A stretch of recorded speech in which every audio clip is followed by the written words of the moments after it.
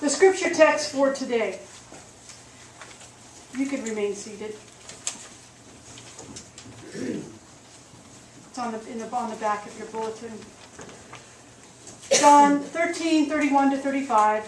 When he had gone out, Jesus said, "Now the Son of Humanity has been glorified, and God has been glorified in him. If God has been glorified in Jesus, God will also be glorified at once. Little children, I am with you only a little while longer.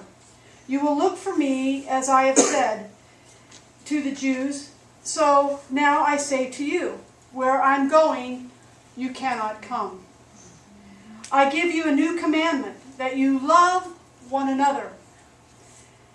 Just as I have loved you, you also should love one another. By this, everyone will know that you are my disciples, if you have love for one another." Simon Peter says to Jesus, "Where are you going?" Jesus answered, "You are not able to follow me now, but you shall follow afterwards." And Peter said to Jesus, "Why can't I follow you now?" "I will lay down my life for you." And Jesus answered and said, "Will you really lay down your life for me? I assuredly and solemnly tell you that before the rooster crows, you will deny me 3 times. May God add a blessing to this reading. Amen. Oh, there's so much, of course, in every scripture. There's so much. And this week, the question is, will you lay down your life for me? Will you lay down your life for me? Now, I was thinking this week, it's really hard sometimes to measure commitment, measure discipleship, measure spiritual things. And that I thought, what if we could take and test it and measure the level of our commitment to Christ and our commitment to discipleship? And it's hard to, but then I thought about this script, this text, and maybe we do have a way to measure. It seems that this script, this text in John 13:31-38, Jesus provides us with some marks of commitment and some marks of discipleship and a measuring stick to show us how we are doing spiritually.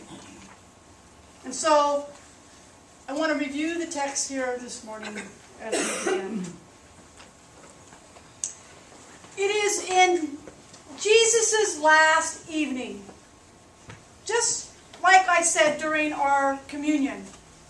This is the night before he's going to the cross. And they're all together up in an upper room. And it's the evening that Jesus had washed the disciples' feet. And it probably wouldn't be like us washing people's feet now, because back then they always wore sandals, and if they had shoes at all, and they were really ucky. But Jesus acted with humility and teaching them. If you've never had someone wash your feet, it's a great experience. It's an act of humility, and it's an act of receiving, and it's very empowering. And so that was one of the things that they did. And then they began to eat, and while they were eating, of course, Jesus used that as a teaching moment, and he says to them, "One of them will betray me. One of you is going to betray me." And so, in the midst of the resulting questions and all the turmoil, because you can imagine the question, is it I? Is it me? Am I the one? And there's some stuff going on. Judas quietly sneaks out.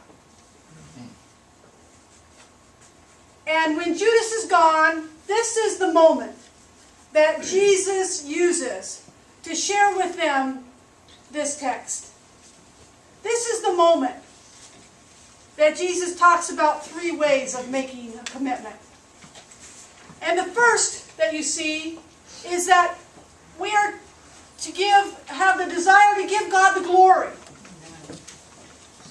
I don't know about you, but that sometimes we want the glory. Amen? The point is that we have the desire to give God the glory. Give God the glory. And Jesus tells them this is the mark of a disciple, is the desire to glorify God.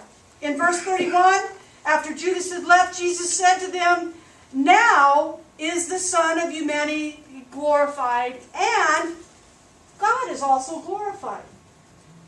What this means is that Jesus is going to be glorified at the resurrection. It's a hard thought. Jesus is going to be glorified at through the resurrection. And that is laying down your life for something greater. That is commitment. That is commitment. You know the story about, who came first, the chicken or the egg, and you also know about, the story about the breakfast, and, the chicken says, well, I laid the egg for the breakfast, and the pig said, well, I had to give my life for the bacon. So, it's commitment. That's the kind of commitment we're talking about. On the cross, Jesus became the sacrifice to redeem us from the sin. Now, sometimes folks don't like to hear the word sin. But sin is what I call missing the mark. Sin is separating, something that separates us from God.